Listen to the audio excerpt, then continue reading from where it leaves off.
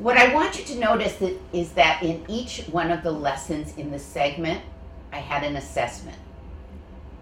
The first lesson had the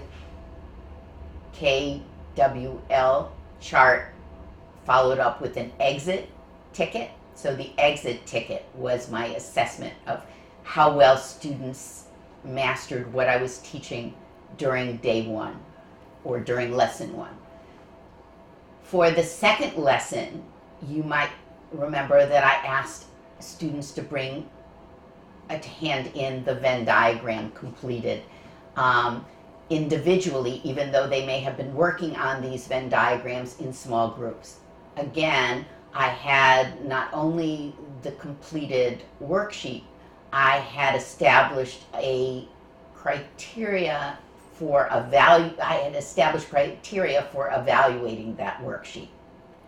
And then finally, at the very end of this lesson segment, I used a much more formal, detailed kind of assessment, which was the evaluation rubric based on their ability to produce a compare-contrast essay.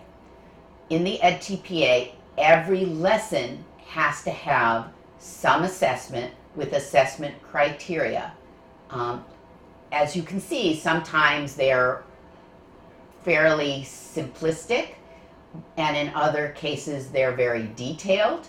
But in all cases, there have to be examples of assessments connected to lessons with evaluation criteria that help you determine whether students got what you were teaching or not, and which students got what you were teaching.